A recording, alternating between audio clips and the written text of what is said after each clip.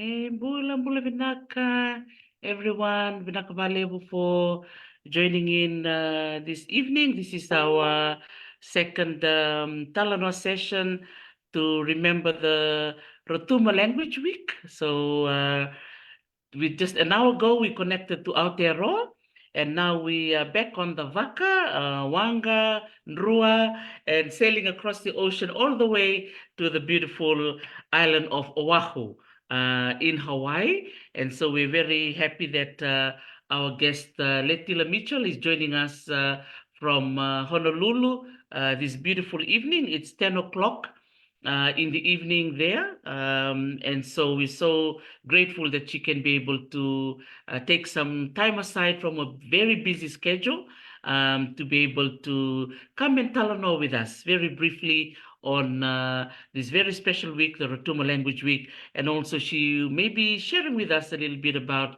her research that she has just completed in Queensland in Australia. So as you all know, for those of you who follow my program, we have a song that we're going to listen to. Let me see if I can find it here. It should be here somewhere. Vinaka Vakaleo for everybody for joining in tonight. I think, what's the time in Fiji now? I think it's 8 o'clock, yeah? After 8, yeah. Vinaka Vakaleo for joining in today, and also to our Rotuma families, wherever you're listening from, Noai Maori to you all. And now we're going to listen to the RAKO Pacifica song, which a song that was put together by the lady herself, Letila Mitchell, and her wonderful team at RAKO. I know you'll all enjoy. This is one of my favorite songs. Nakavakalevu, and enjoy.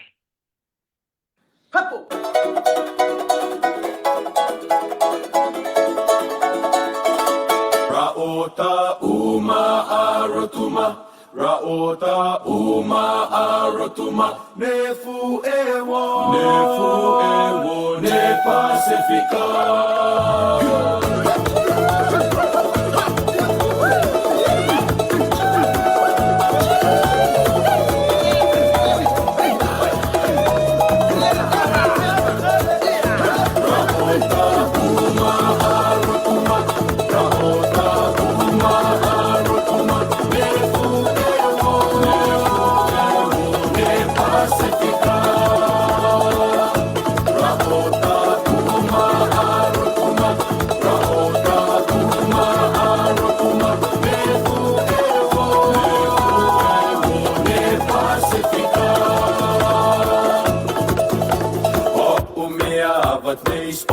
Mane ahaharangi hoi hoi siriang oki a whenga mau oki a whenga ne o I ea whate ela mane a ete hente ela mane a mase tra la la la la la la tra la la la la la la tra la la la la la la tra la la la la la mayon extra la ella tra la la la la la la tra la la la la la la tra la la la la la la tra la la la la la la mayon extra la ella Osmaya, na naiste anuete, no haya en anuemaha, marese kiwa ana, kaupahe, neona, se ona manama, ya se kasiya neapa, neapa. Osmaya, na naiste anuete, no haya en anuemaha, marese kiwa ana, kaupahe, neona, se ola malama, ya se kasiya neapa, neauta. Umea batis opola mane ahaharangi oi oi siliang okia penga ma okia penga ne o I ea fate ela mane a ete hente ela mane amase tra la la la la la la tra la la la la la la tra la la la la la la tra la la la la la la mayon echo la elia no to fuge palangasta oni akia aseafna kuya helava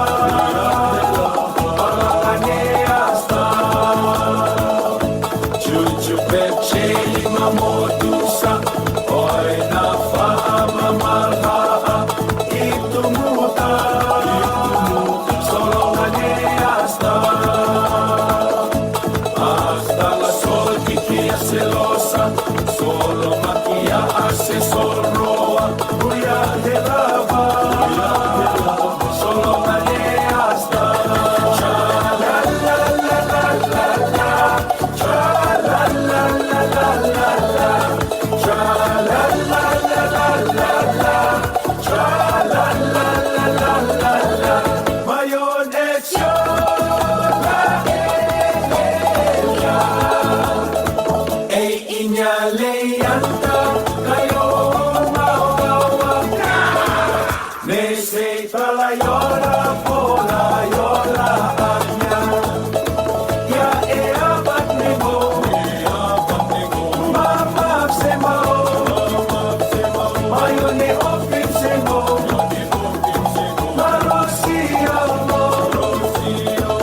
popo iamo, la taya eo, popo iamo, la taya eo, noa ia,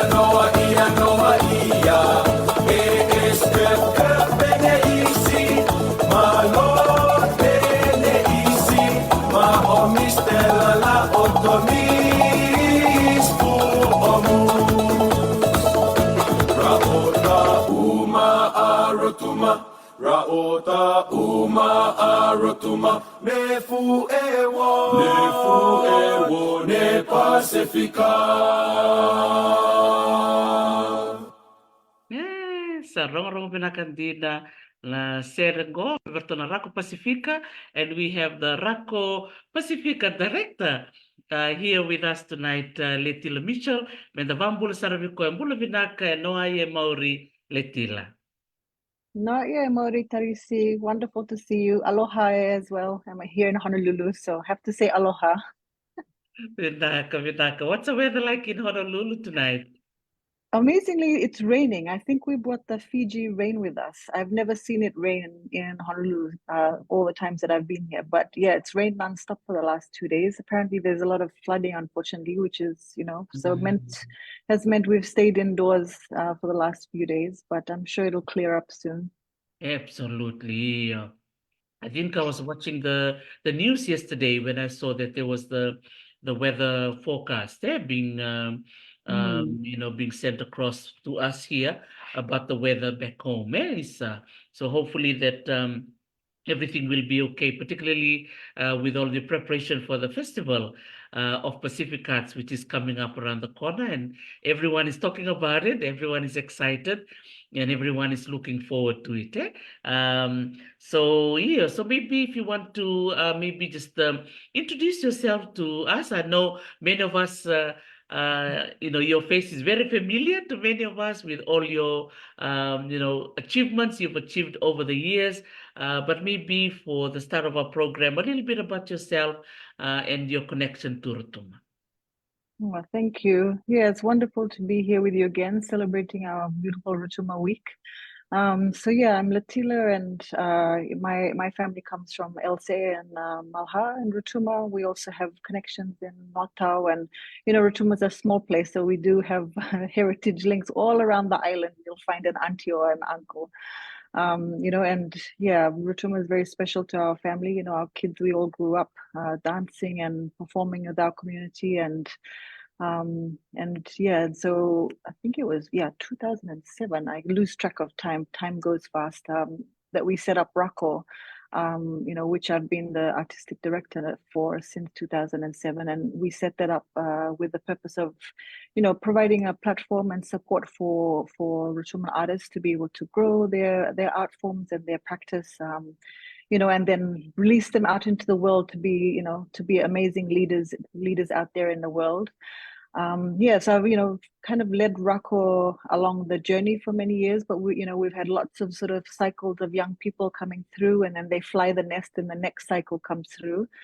But over the last couple of years, I've started to take a little bit of a back step, and start to cultivate new young leadership. So my son Ian is now the associate artistic director. So he's kind of starting to take the leadership role in RAKO, which is really wonderful to see. And apart from RAKO, the last couple of years I've begun working as well with SPC, the Pacific community. So focusing on the work around the Festival of Pacific Arts. So which brings me to Honolulu for these next 7 weeks, be based here to basically, work on the festival and help Hawaii prepare for our 28 delegations that are coming from around the region, which is really exciting. We haven't had the festival in 6 years, so yeah, very exciting times ahead. Sa vinaka Valevo. We'll try and have maybe towards the end just to give us some little updates of the things that you can share with us about the upcoming festival. In terms of RAKO, I've seen it grow from strength to strength, as you said, that they've been cohorts of young people coming in and off they go, and the new one coming in, and again the whole cycle repeats itself. Um, in terms of the research that you've done, in terms of the dance and the music and the language, what actually motivated you in the beginning to start RAKO, and how, when you look back, what are some, maybe just two highlights, when you look back, and what you think about RAKO? I know one of it now is your son now being the artistic director, because I remember he was a small boy back then. Yeah, I mean, RAKO's, for me, it's been about creating a home for Rotuma artists. When we started RAKO, Ematama Pene, who was, our elder, we worked together for the Festival of Pacific Arts in Palau. So it was actually the Palau was my first ever festival. I was with, performing, but also artistic director with the Fiji delegation. And I think all of the work and just seeing a lot of the cultural recovery work that was being done by a lot of other delegations really inspired me to, kind of, to really make a conscious effort to give back to the community and to really provide a platform to help cultivate young Rotuma artists. I had traveled all around the world, been trained internationally, and with all of us as Pacific people, we always want to give back, to our families and our communities. And so for me, RAKO was that way to give back. It was the way for me to, all of the networks that I'd built up throughout the years, all the contacts and the access that I was able to give these young artists. That was for me the point of starting up RAKO. There's so much talent in Rotuma. But because it's such a, seen as such a small island, so many of our young artists just never had that sort of entry point. But also, just with so many of our people moving away from home, we did, you could really see the loss of language, the loss of creative practice. Many of the artists that I knew who had Rotuman heritage weren't sort of connected in with their symbology or, really doing any storytelling with their performance or theater. So that was the vision behind it. But also, Ematama Pene and Vili Hernico, we were all in the Rotuman delegation together in Palau. So we, when we were there in Palau, we really saw,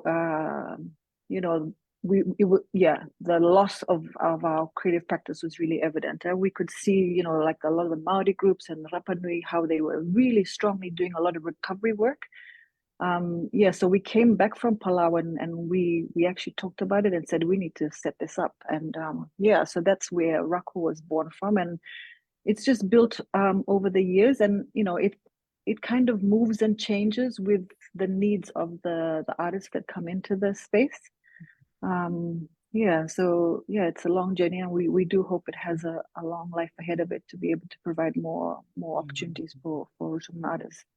Absolutely. Sabi na kasarangay, no, I think you all were moved there in Palau, but then when you return home, you want to activate it, yeah, and do something about it. And it's great, to see RAKO, being represented, representing Rotuma overseas, back in Fiji. Because you have music and dance. What other programs do you incorporate in RAKO, Letila? Yeah, so we originally started out focusing on dance, because out of Palau, we wanted to continue sort of researching and working and kind of collecting more Tautonga, developing and composing. And so yeah, a lot of our focus at the beginning was dance. But as we grew, we realized that we kind of didn't lock it into that, and as I said, it kind of developed depending on the artists that came into the space and their need. So we then began music. At one point, RAKO was very strongly focused on the music. Trying to revitalize a lot of chants and trying to inspire and motivate the musicians to go and look at traditional instruments. Moving away from cover music, investing into composing and researching into storytelling through music. Yeah, and then we've, over the last few years since COVID, we've done a couple of theater productions. Last beginning of this year, we premiered our first film. We've done fashion. Yeah, I think we've tried a bit of everything. We're very busybodies. We can't just stick to one thing. But it is wonderful, that you are creating all these spaces, for young people. And I think one particular aspect of it that I remembered was that headdress, Mm. the one that is in the British Museum. Would you like to share a little bit about that? Because I was really impressed about that, because I remember 2022, I had the opportunity to actually see it in person at the British Museum collection, and the curator Jill Hassel took me into the collection, and I was able to see it with my own eyes, and I was like, wow, this is really amazing. And it's wonderful to see RAKO, involved in the remaking of that headdress. Would you like to tell us a little bit about that, Letila? Yeah, well, I mean, it did come out from, COVID was shut down. RAKO had, was booked for 2 years solid to tour around the world. And then, within a week of the world shutting down, we lost our work for over 2 years. And so I really had to think of a way on how to pivot our work to be able to keep, a lot of our artists with income, with just motivation to just keep going, because it's a harsh world already for artists, and then when you don't have that income, it's even more difficult. And we were really lucky at that time that Neotero, which is an organization that looks after sort of indigenous artists and communities, that they reached out to us, to ask us, how can we help?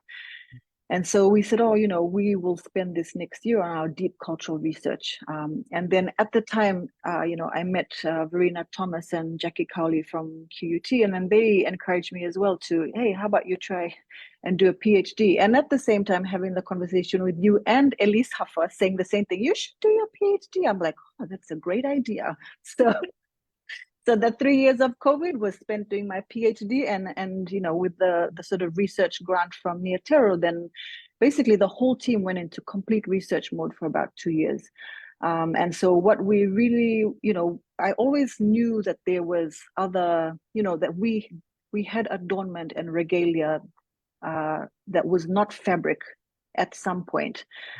So we knew that we had like the mats, which we had revived from Palau, but we really wanted to know more. And so we basically did for my research, we did a culture, like a mapping across as many museums as we could have access to. And because at the time, COVID, we could only go into museums that had digital sort of archives.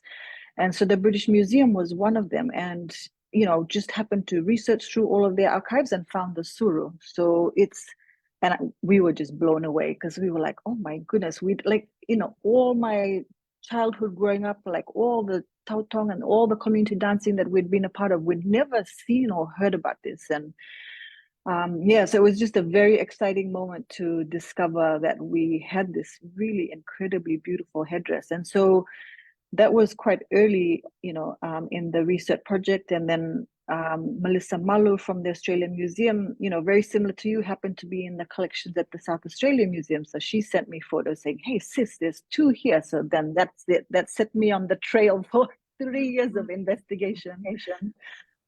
So that was so exciting. And then we were, Melissa was just so intrigued by the work that we were doing, and offered to again, and also gave us a grant to help take it further. So during our research, we talked to a lot of the elders on the island. We went back to Rotuma about 5 or 6 times throughout COVID, talking to a lot of elders and just slowly gathering stories, but we never found anyone who knew how to make it. And we were doing another location shoot, and then all of a sudden a truck pulls up and said, oh, we found him, Master Stephen John. He wants to see you guys. He's heard about your work. So we all jumped in the truck. We shoot off to Master Stephen John in Chuchu, and then we sat with him for the entire afternoon, and he had all of the bases. He'd heard we were on the island and had prepared the bases from us. And so we, was such an emotional afternoon when we realized, oh my gosh, we actually found this knowledge keeper. So we just began that journey with Master Stephen, and then all the way to actually, revitalizing and recreating this one that you see on the screen, which is now in the Australian Museum. And then, but one of the things he said to us, he said, my condition of teaching and telling you guys about this is that it's not to remain in a museum. So you have to make it, you have to dance with it, and then you got to teach other young people. So in the process of making this, he taught all of the young ones that were with RAKO, and he taught them all how to make their own. So they all had to make their own. And then we created a chant with him and Nangach Tamanav, to actually make sure that we performed. And then, now we're on the next stage of sharing that journey. So it was such a privilege to be part of that project. Man, and you were able to meet him in Rotuma. Yes, we met. And we didn't even know, we didn't know of him. And we were in Rotuma for another project. We were filming the Armea film, which we released at the beginning of the year. So we'd asked people, and we were asking if anyone knew about it, and slowly collecting information. And then one day, one of my cousins, Reve, just said, Tila, I found him. Let's go. He's waiting for you all. So we literally jumped on the truck that day. No idea what we were going to, and he was sitting there waiting for us. And now we haven't let him out of our sights. Yes, Letila. I think that's the magical thing that happens when you actually go back home, and connect to our elders. Yeah. Yeah, no, definitely. I mean, our world is so busy and so fast, and I think one of the things COVID taught us was that, at some point you've got to just stop, take the time to listen, take the time to slow down, look, open your eyes, open your ears, open your heart. And I think because of that, that's why, we were able to do this work. And, Nangach Tamanav, who we're working with quite a lot, he said to us, the island will tell you the stories, but you have to listen, and we really heeded his words that, so much of us, we just go, and we don't take the time to stop and listen. And so, of course, the island won't reveal its stories to you until you stop and you wait and you be patient, So it was a traumatic time, but we were very blessed to have been given that time to learn that lesson, and really, so the last couple of years, we've almost quite pivoted the work that we're doing, and we're working very deeply with elders at the moment. So, we're not doing as many of our corporate sort of gigs and commercial work as we used to, and a lot of our work is very focused on the deep cultural work now, and that cultural recovery work. Yeah, which is challenging in its own ways, but it's extremely rewarding. Mm. Yeah, Saranga. So with this image that we're looking at, will people be able to see this headdress at the Australian Museum? Yeah, so it's part of it's part of their permanent exhibition now, which is really exciting. I mean, we hardly see Rotuman, art or anything featured in any museums around the world. They're usually always in storage, So we were very, very honored to be able to recreate this work and have it there for our community. And we have a very big community in Sydney, very big Rotuman community in Sydney. So we hope that it inspires people to want to learn more. And alongside the headdress, there's a whole video about the making of the process, Master Stephen doing storytelling. But for us, it's the beginning of a journey. It's now we have the task to then take it on. So we've begun talks with the Fiji Museum, Australian Museum, British Museum to carry the work on and kind of do what we did in Australia, but in all of the communities around the world that have Schumann communities. So taking the Suru, teaching how to make it, teaching the songs and the dances that we learned around it. Yes, because that's our responsibility. It's not for us to keep and hold on to. We have to. It's our responsibility now to transfer that knowledge. And that was we made sure we'll keep that promise to Master Stephen to do that. Yes. And in terms of the young people that took part in the remaking of this headdress, what was some of the feedback from them? Yeah, I think like the photo that you see on the screen has got three of our young ones, and there was about 10 that were part of the project, and I think everyone was deeply, deeply moved by being a part of it. And you've seen in all of them, all of their work, they've all gone into much deeper work with their cultural work. Tristan Penchueli, who was one of the dancers that was with us at the time, his films are incredible, and he is starting to do that investigation. And Happy Samsoni is starting to teach and to do kind of, you can see them delving deeper into the work. And I could see the pride and the just you could see them being really grounded in their culture when they were in that space. And yeah, it was a very moving project to be a part of. And seeing them connect and just with the elders, and seeing them wanting to listen and to learn, which is really special. Master Stephen I remember him being quite emotional, saying, oh, he never believed he would see the day where young people would come in a mass of 20 or 30 coming wanting to hear his knowledge. He said, so many of us elders, we sit here thinking our knowledge is irrelevant. So I think even he was really moved to to have that interaction with young artists. So yeah, it was really wonderful. Vinaka for sharing and for the work you all do for RAKO. And I know this week we are celebrating Rotuma Language Week, and we're looking at the headdress. I know language is important. What are your thoughts about language and the material culture, and how important it is to keep passing on the knowledge to our young people? Yeah, it's like I was saying earlier, we grow up being told that you gotta progress, we gotta move forward, we gotta, become Western, we gotta take on these other, cultures and languages. And we do it so willingly because it's just what we grew up with in schools. And but I think for me, as a mom, and just working in RAKO with young people, you just see how essential language and culture is to young people. It really gives them a really solid grounding for their work.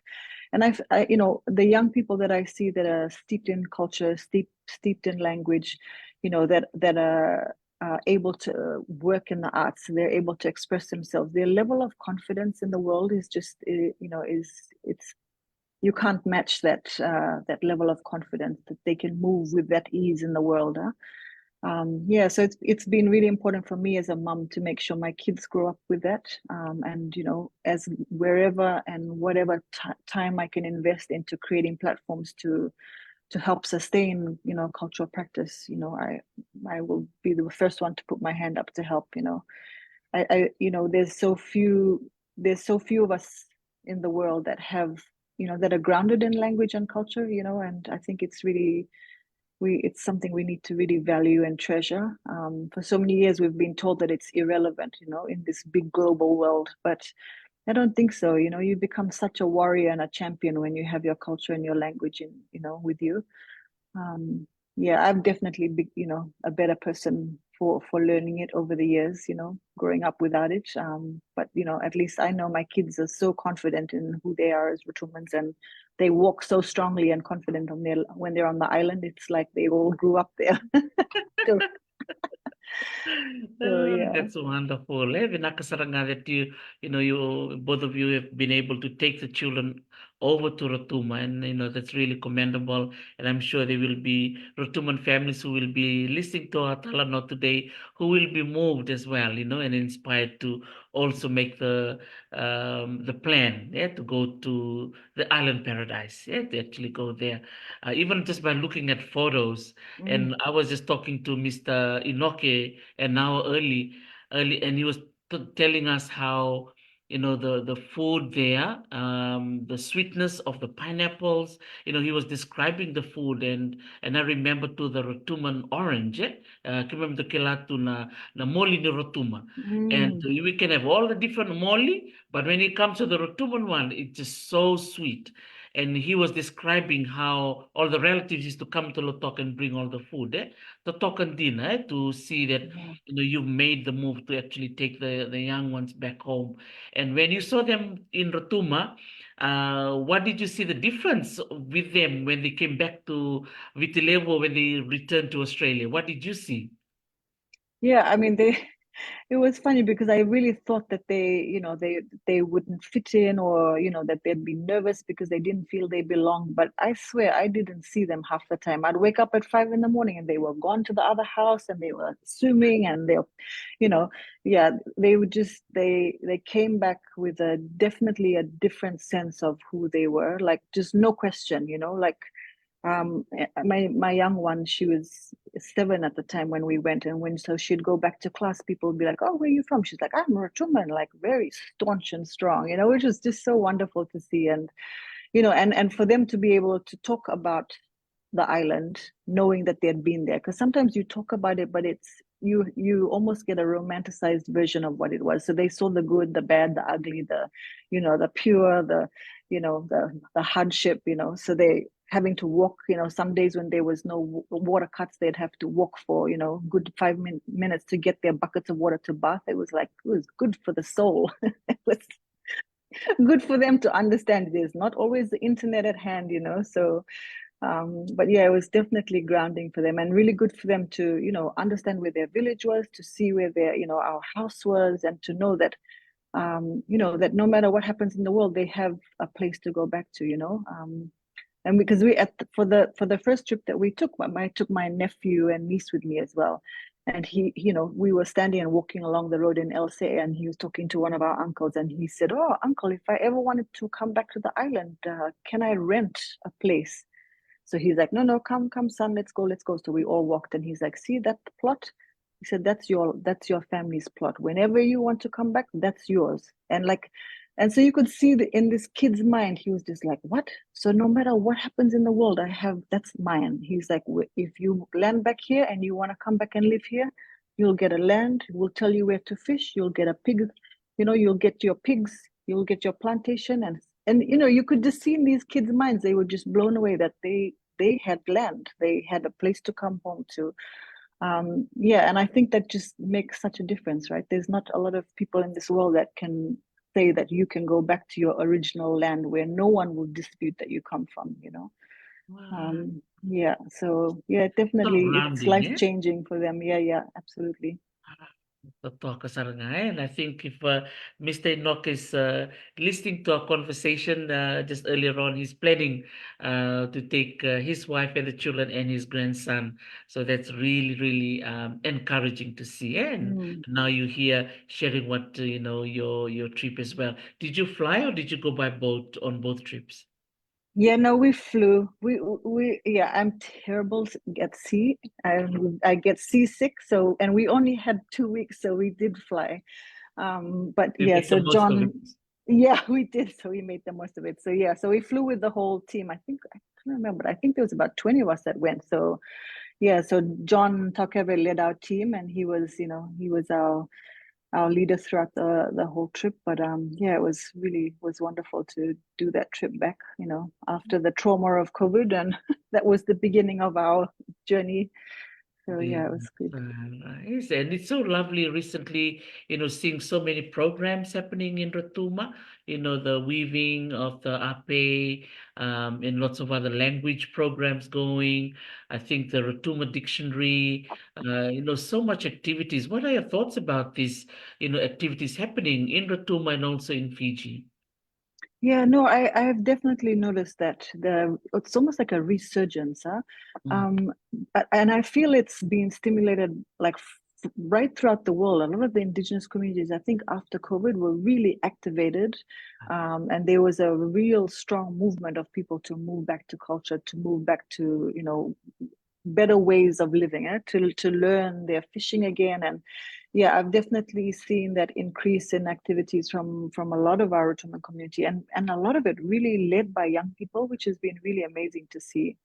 um, the activities in New Zealand, and increasingly in Australia, even the UK. I've noticed their community there is really building. And the island has had a lot of really, really incredible projects, like the Rotuma project, which launched last year. Their virtual project. Money for Few and her team continue to do amazing work. And yeah, there's a lot of artists, really, really doing incredible stuff on the island. A lot of film being made. Yeah, which has been really exciting to see. Yeah, and yeah, it's really encouraging. So yeah, I'm glad that we're a part of it in some small way. Yeah, Nasar, vinaka. And then also, you mentioned earlier about your PhD journey while everyone was hibernating because of COVID. You were out there reading, researching, doing your PhD. How was that experience for you? Yeah, it was, I mean, it was definitely challenging, because we as artists, you totally focus on the end product. You're focusing on what you make, you're focusing on who you're going to show it to. And whereas the research really challenge you to think through your process, to really learn how to kind of acknowledge and give recognition to other people's knowledge. Yeah, there was a lot of really great lessons on how to work with elders, and to make sure that when you're talking with them, and you're bringing their knowledge into your research, that they're very well aware of what you're doing with that knowledge. So there was a lot of new understanding about what it means to be, an indigenous researcher. The care and the ethics that you yourself have to make sure you put at the forefront, to make sure you're not exploiting your own people. So yeah, that it was really great learning for me, that on how to do that really well.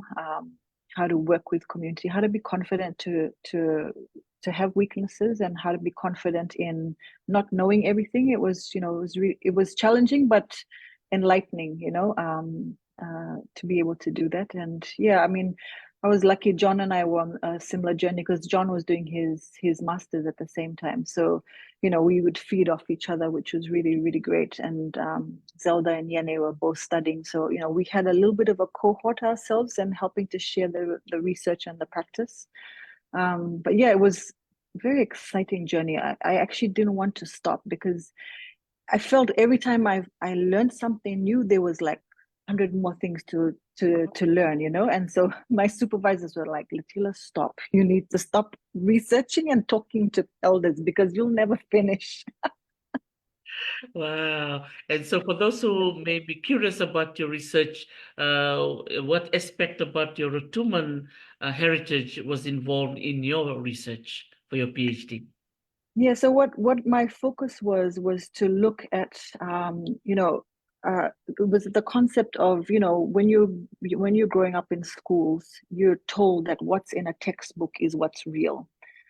So a lot of times, a lot of the stories and the history that was told about Rotumans and about this other Pacific people were told by non-Rotumans and from an outsider point of view, and always from an observance point of view, and often with the colonial project in mind. So they're almost like studying you, like they would study an animal in a sense, So when you look back on a lot of the historical writing, it's always with that, oh, the people of Rotuma, but we grew up, for us, because it was in a textbook, we were told that that was real history.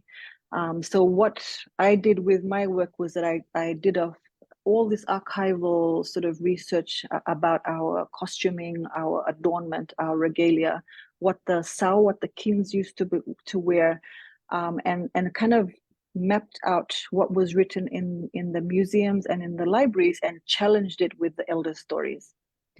So we critically analyzed the material in archives with elder stories to see how much truth there was in what they'd documented.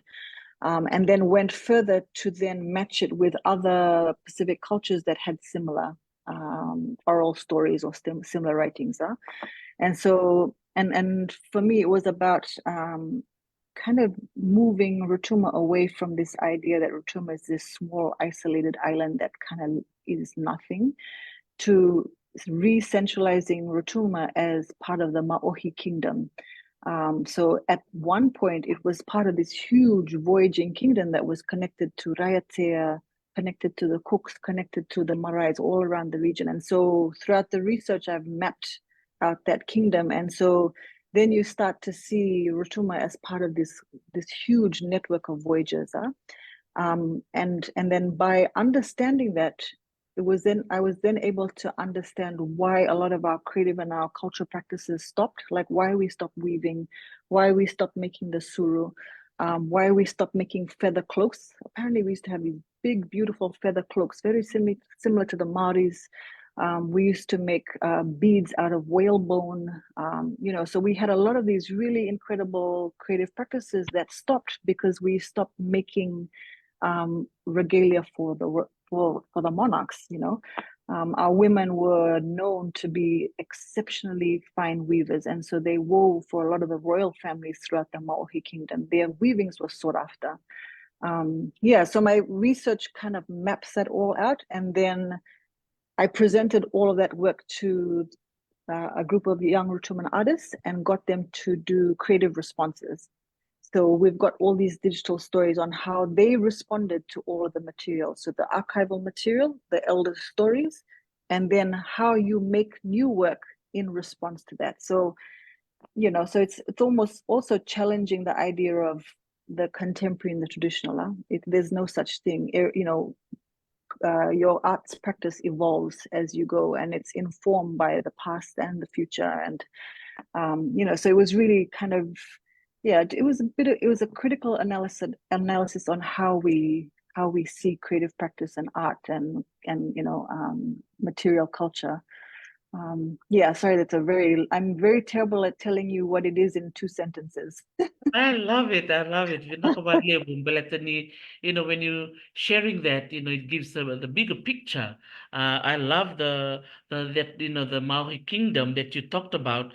Now you just reminded me about Tupaya, Yeah. as the Tahitian, or he was from Raiatea, Yeah. navigation.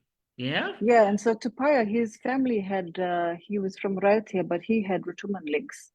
And Rotumans were known as very strong navigators in that time. And above Rotuma is one of the key steering stars for the Maori kingdom, So he mapped in all of his map. Rotuma is an extremely prominent part of all of his maps. So in the research as well, I talk about how in his maps, Rotuma is like a big island. it's not physically big, but it's the prominence and the significance of Rotuma to the Maori kingdom, which is why it's big. And so in all of his maps, he talked about Rotuma as being a very significant place. And yeah, and for, I guess because that the marae that's on in Raiatea is the sister, one of the sister maraes to a marae that's in Rotuma, so you all those links are so, you just never realized they existed, because it's almost wiped from a lot of our history. Yeah, See, this is one of the maps. I always love looking at this map, yeah, uh, because I think that's Rotuma there, right? yeah. And so Mm. if you look at it if you measure the geographical, whatever measurements of the islands, it's not as big as that compared to the other islands, but its significance to the Maori kingdom was big. It's got one of the very significant steering stars above it, which helps navigators to make sure they don't go too far beyond the periphery of the kingdom. Huh? Yes, I thought talking to Nicola. One time, I think I must have been working at Te Papa, where I was able to. I think we had the Voyages exhibition that was showing at that time. It was in 2001, I think, when we just moved from Fiji. And I saw this map, and when I saw Rotuma, and I'm Mm, thinking, oh my goodness, Tupaia knew where Rotuma was. yeah. Now you've talked about the Rotuma connection. That's amazing, Letila. That's a huge, finding.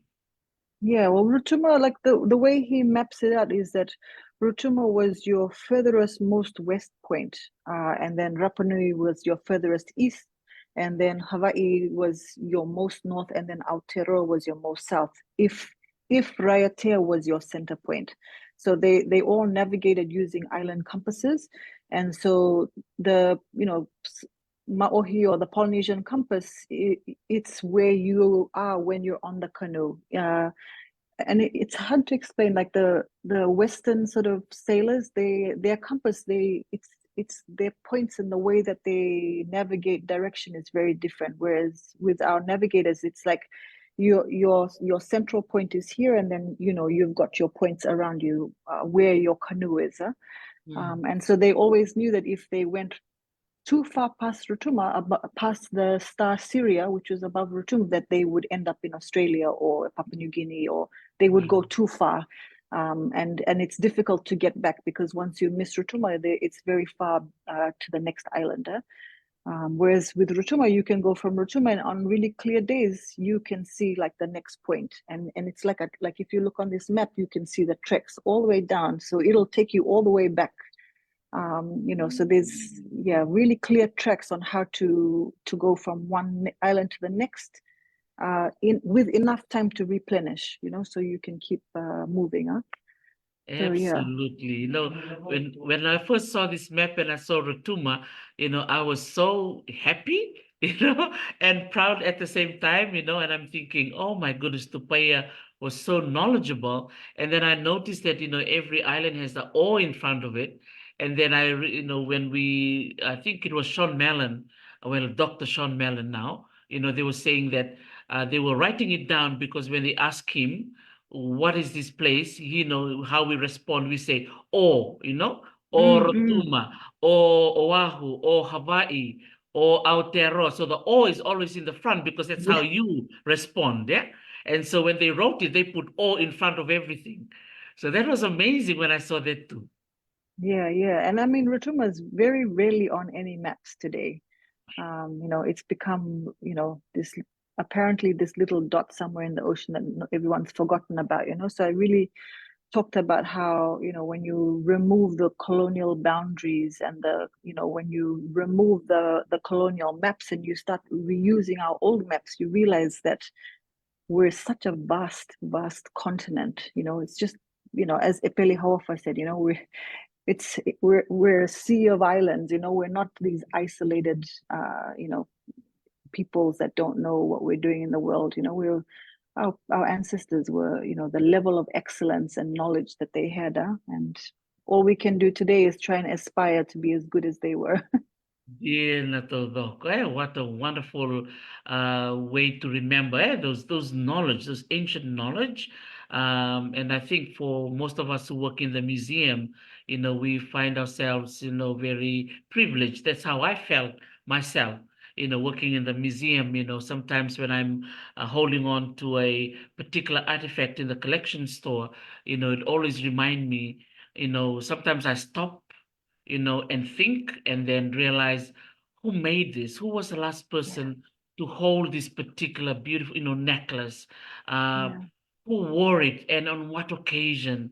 And how did it leave the Marquesas or Rotuma to come all the way to Aotearoa? All those questions, and it just deepens your knowledge and appreciation, about the past. And today we're talking about Rotuma, as you said, in the modern day map, is a dot, but back then it was a big deal. yeah, absolutely. And yeah, I mean, and it's, you sometimes and I did know that like throughout my research, there was quite some periods where there's a really big sense of loss, really real understanding about how much we've lost. But, also knowing that we have the opportunity to now to, that do that cultural recovery. And I was really privileged to do work with Bangara dance theatre when I was in Australia, and and the artistic director said, it's it's not lost. Our ancestors just put it to sleep for the right generation to reawaken all of this knowledge and this practice. So it was never lost. Our people actually put it away, closed the cupboard, and put it to sleep for the right generation to come along. So when you talk about that resurgence of activity in Rotuma, and you can see it happening in a lot of indigenous communities around the world, I'm really confident and feel, it's really good to see that maybe this is the generation, my son's generation, your kids' generation. They're the ones that are going to reawaken and hold it strong, and make this world better, right? With that knowledge. So yeah, it's exciting times. Yeah, Saranga, man, that's wonderful, and we all look forward to see and read your thesis. And we know it's going to be an amazing piece of work that you have put together, so passionately in terms of reconnecting back and reviving, that knowledge that you said it's been put aside. I love that, really love that. It's not lost; it's been put aside for the next generation to come in, yeah, and reactivate it. Totoka Yeah. Saranga.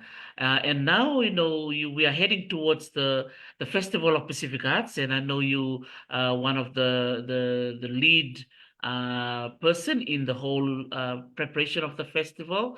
Maybe you can share with our listeners what to expect in the next few weeks. Yeah, I mean, yeah, everybody loves Festback. It's always for the organizers, for the host nation, and for the countries that are trying to get to the festival. There's always a sense of trauma almost. I think in the 6 months leading up to it, because everyone puts so much of their heart and soul into it. And sitting in here in Hawaii, like I know I can feel the tension and the stress from the host, but it's such an honor and a privilege to host this amazing festival, and we haven't had it for 6 years. And so, people are really, really geared up. Countries are coming with very big delegations. I mean, it's been difficult times for people, to recover, and from COVID. A lot of the countries have really struggled financially to get things together, but gosh, when you see what they're bringing, and you hear people talking about what they've been preparing, and you hear from the host nation and the organizers in Hawaii what they're imagining and what they have planned. Yeah, it's going to be in a magical time of, just regenerating and reconnecting. I feel that there'll be a lot of emotions when people are, sort of back together in that space. We haven't gathered in this way for so many years, and yeah, it's definitely going to be a magical time. It opens on so June the 5th is sort of the first big ceremony that we'll see, which is like the arrival of the Wa'as. So there's two of the big ocean voyaging canoes that have just left home. So the Cook Islands canoe and the French Polynesian canoe are on their way. So they've got, another 20 days of sailing. And then, there's other canoes that have already made their way from Micronesia. And so apparently there's 150 navigators and canoe crew that will gather for that opening, that cultural ceremony. And there's traditional leaders coming from around the region, and almost, I think the last count was about 2,500 artists from around the region and cultural custodians. So they'll all gather on the beach at Kualoa, and then the main opening ceremony will be on the 6th here in Honolulu. And yeah, and then it's a week and a half of activities. So the Hawaiian Convention Center is kind of like the hub. And then there'll be stages throughout Waikiki and throughout the rest of Honolulu and Oahu that are activated throughout those weeks. There's things happening at the Bishop Museum, the carving and tatau and Capitol Modem or High Sam. There's film happening, theater. Yeah, it's exciting, stressful but exciting. I know it's stressful right now, for all the organizers, but I think come on the day, it'll be, you all have to relax and just let it flow. Yeah, let it Oh, flow. always. Yeah, Yeah. it always work out on day one. So well done to all of you, to the team, the organizing team.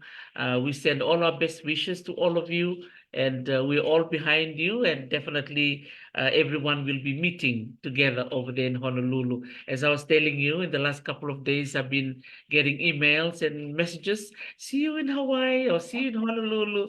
So it's wonderful that everybody's looking forward, to the Festival of Pacific Arts. So for you, Letila, as a Rotuman and remembering the Rotuma Language Week that we're celebrating this week, and now thinking about the festival, how do you see Rotuma to be represented in future festivals or future events, even in Fiji and also globally? Because I know many of our Rotuman families are listening tonight. How do you envision the Rotuma representation?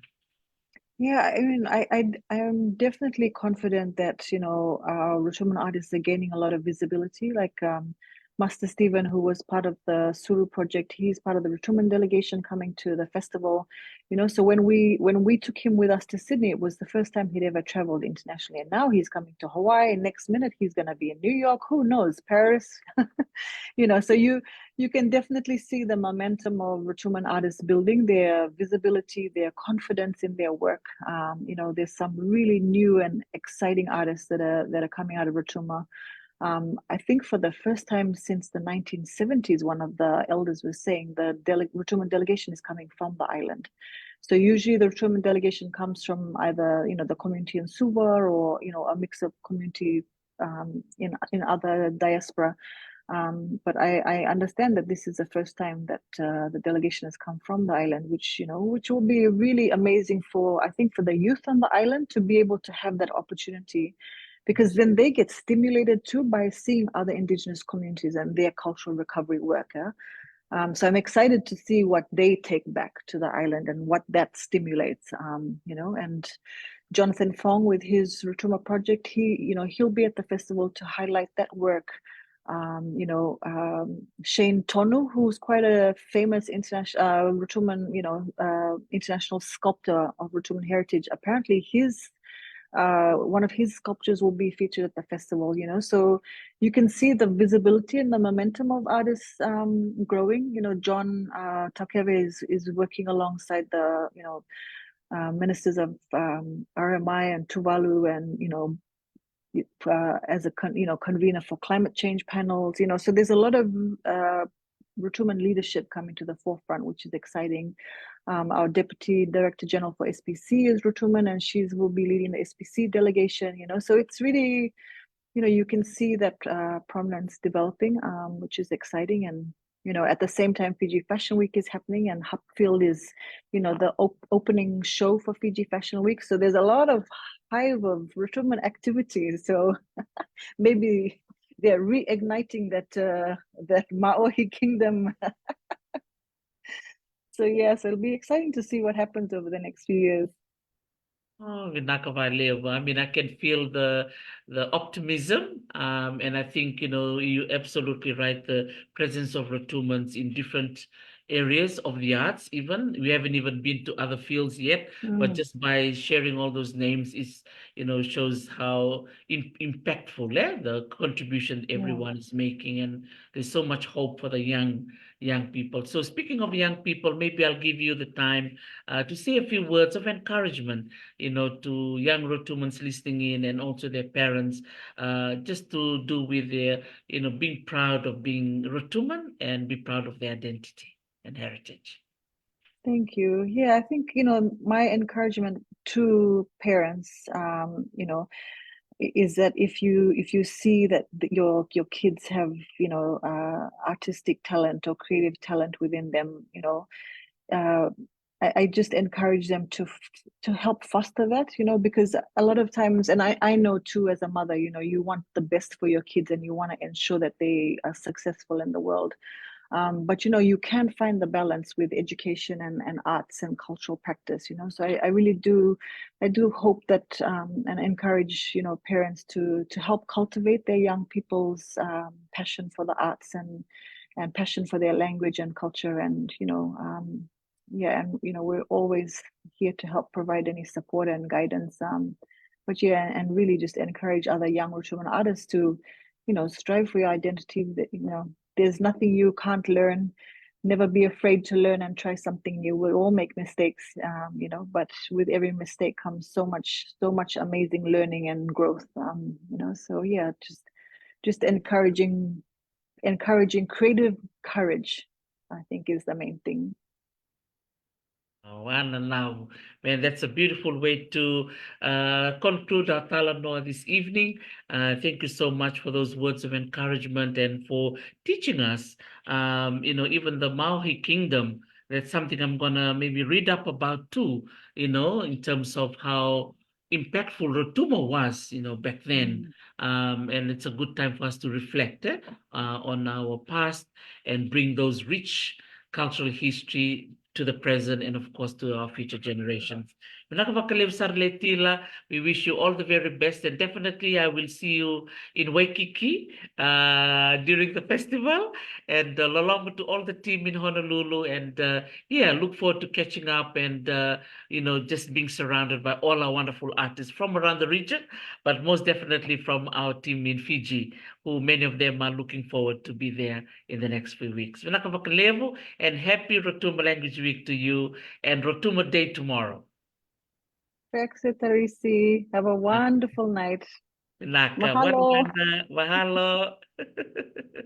Naka, yes. Naka Makalevu to our listeners. We've been very fortunate to have Letila Mitchell joining us from the beautiful city of Honolulu on the island of Oahu in Hawaii. Naka Makalevu, Netektekelelai, Naka Makalevu, Madam Ringamoto, Marietta Ringamoto, Naka Makalevu, Semi Mel to the Bubale Kurukitonga, Bubale Narasolo, Bubale Nadabalevu, Letila Nangasima, and Bulabinaka Tringo, Nakavakalev Navarro Medico, Bubala Tambaiwalu, Bubale Nawanga Liva, Sandra Fong, Nakavakalev na Sematikmai, and Silvinaka Nikona Vitala Noa, what the Letila Mitchell, Kelly Wickham ni Kelikoya, Nia Antisedito and Navinambak Saoti, Nangonong Gosega, what Sarangana Wuli and University me Kunselandi ang gawati search nga naman na PhD research yan ang ngono ko sa katiko ko na Secretariat of the Pacific Community menambua ka leni timiti ko na kenan bito pat tiko na program ni Pacific Festival na Pacific Festival na nakatiko Honolulu Hawaii na kaono ni Chune kaono kini katini kaono tini na sina pamadal takatiko letila na levo ni wekanda mena Pacific karena ya mai wil taktinga kina na turanga na tuitonga na turanga berto na perna wekanda to na maori king tuhitia katanga kina ber turanga mai viti totoka na sota kena wakadua na yanu o ahu na kalima ni tune me do bane katin ka on right to talk about what we can tingo America ra buka takos ki Hawaii dala ki Sarameke dala ki rongoda sona sere baka talanga kina tali dali bule mai sona no de yaya baka viti kena baka Pasifika kina talanga kina vika kane so mena via sei Pasifika na baka rete kita tikana ngone ronga talanga nirna tiku talanga na kada mai Taiwan ni wakani mai Taiwan tiku kino irana kai Taiwan Macau me wakani Taiwan ngono ko sa ngali tiku China ini seber ni redo mana China na bono Taiwan na kena deva ni anu era tiku kino irana toki ni bono andina ni dari dirbango baka ngara kai Hawaii tu na kena bulbuli sa baka tu na kai Maori er tiko talanga na sogongoro wili tiko na bubale na Australasia totokan din ay babi di binaka bikem ni na sema tiko mai na sigum ni kuwa totokon na sema tiko Rotuma sema mai na pinto na awa sa to Ellen Inoke gosangay sema mai o Letila Mitchell babi di binaka bikoe na non na bakay tayo ni sigum ni kuwa sigatambo na sema tiko mikina o John Taukabe leo talanga ni RAKO sa garawa talanga ko na nonabuli and na master's degree at the University of Hawaii Manoa and na marotakan nila may vitality ko kwa na singatambo and na wala kaloka na ngon ni Hawaii nakabali mo sa pamana ni bikim ni nakabali mo na no ni bakararong kumain marotik tiko ni mana kirotuma ni malemata payak siya